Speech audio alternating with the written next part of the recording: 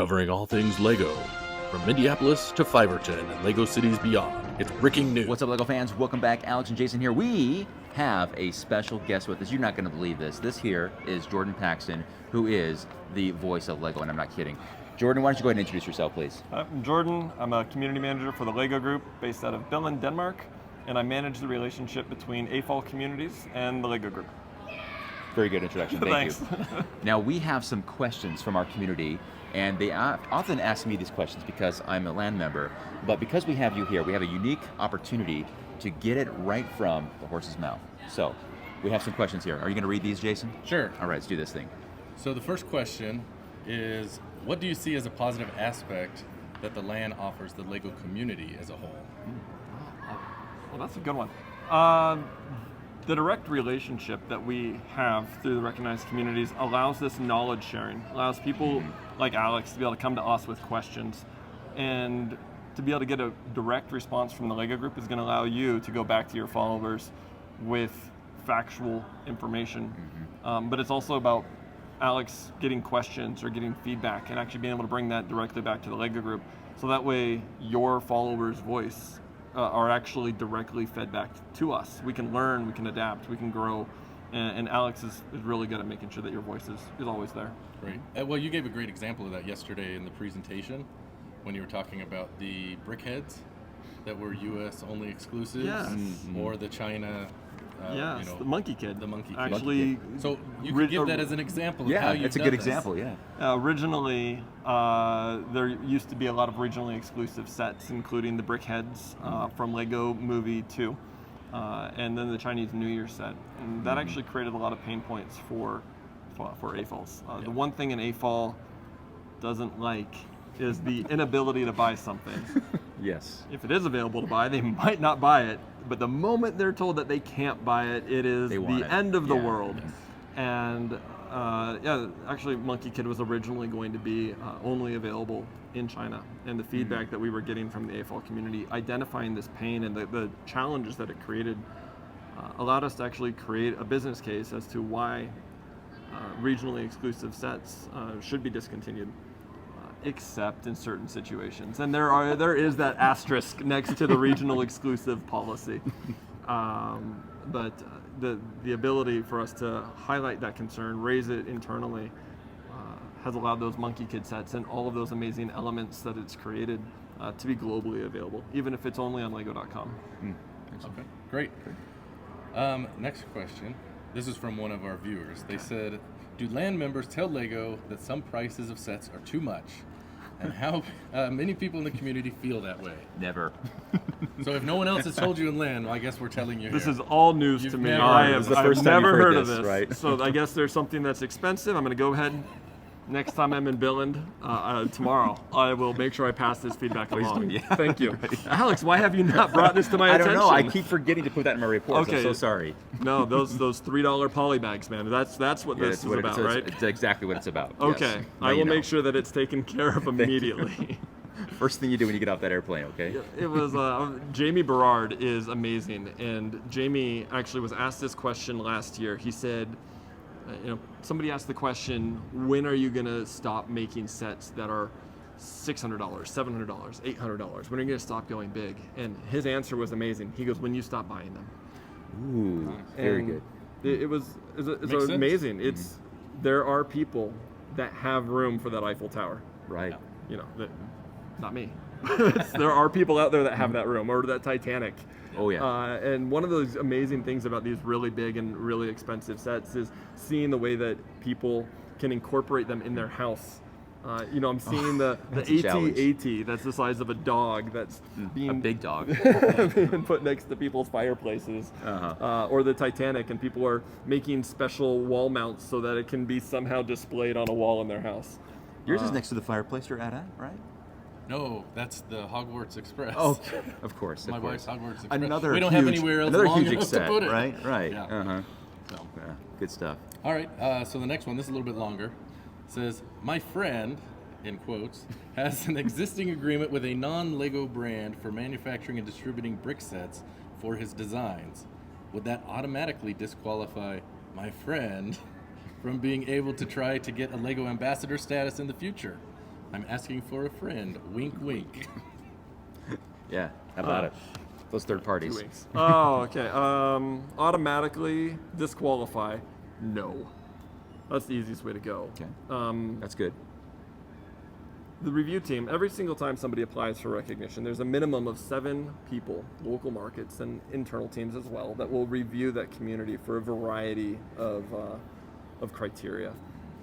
Making sure it's just the right fit, making sure that it is representing a voice or a language or a region that's not currently represented on the land, or maybe not over-represented on the land. So if there's a person that brings something new, that's bringing a new perspective, that's bringing a completely new language, region, country, fandom, then that's really what we're looking for. What we're not looking for is cookie cutter of the recognized communities that we already have. It's about creativity. So no more Star Wars. There's a lot of Star You got Wars. How that. about You got that covered. I didn't say that. There's a lot We, of Star we Wars. did. It's okay. Maybe there's the opportunity for somebody to do something new with Star Wars, a new level of creativity, something that's not Yeah, represented. because you guys are always looking for something that's unique, very different, that's a little niche, right? Yeah, but it's about being your authentic self. So Right. what we That's a good never point, want to see is somebody that just starts doing something in order to get recognition, because they are no longer going to be themselves. They're no longer going to be creating the thing that makes your followers and you gel. So recognition shouldn't change you. Recognition should enhance you. Well said. Nice. Anything else? Well, I guess to that point, are there specific regions that you wish there was more coverage in right now? Oh, yeah. I'm assuming North America is probably not one. You know, Alaska, that's North America. Come on, Alaska, apply Alaska. for recognition. There's pretty much a guarantee right there. Right there. No, so we have certain countries in Asia, places like Vietnam would be one that I know there's some really talented AFOLs out there. If they would just apply, right? If they would Just apply, it'd at least allow us the opportunity yeah. to review them. Yeah. India, United Emirates, some of those African countries don't have representation, which means their voice is not present. So there's always that excitement when there's a new community that applies. But again, recognition is never guaranteed. We have had communities apply for recognition in countries that don't have a community. Oh. But it's about making sure that they are brand value alignment between us and them. And that's critical. The right fit. Yes. Yeah. So, but no, always looking for that new voice. A good example is Twitch. We've started recognizing Twitch communities maybe 2 years ago, and that was just an underrepresented community type, where there was a place where our voice wasn't heard at all. So, Yeah. How many recognized communities are there right now? probably 342 or 343. Okay, it's 340s. And how many of those are fan media? The number is either 80 or 90. I don't Between 80 and 90. know. It's either 80 or 90. Okay, one of those It's two. one of those two Okay. numbers. I don't remember which one it is. So the overwhelming majority of them are the Lego user groups. Yes. Okay, gotcha. And then there's maybe about 10 or so online communities. So there's these Okay. really niche communities. You're a Bionicle fan, and there's no Bionicle fans near you. You go to your club, and there's only one other person that you can nerd out with by Bionicle. So online, you can find that community of other Bionicle nerds that you can really just engage and share your passion with. Right on. Cool.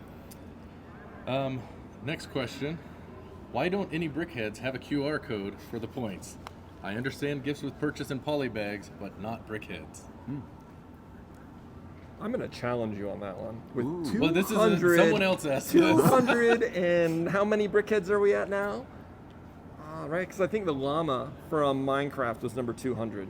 Okay. I remember. I think you're about right. So I'm going to say maybe one of those does have a QR code. If they don't, why don't they? Oversight? Error? Mistake? Or are they not expensive enough to get a QR code? It's not about the price. Okay.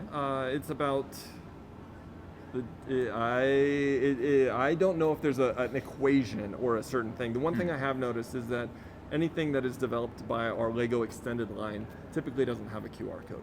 And a Lego Extended line is going to make those unique products, including gift with purchases. But typically those Lego sets that start with 40. Oh, okay. So, Wow. also that team is the ones that make a lot of brickheads. So maybe that's where it's coming from as well. But Mel Chaddock and her team do an amazing job of creating brickheads. I think it's something that we can always see when we're at these conventions that people love them and are creating their own versions of different brickheads from different IPs or just creativity wise. But maybe that's why. Maybe it's also designed by the Lego extended line team. Well, next time you see him, you can ask him. Deal. There you go.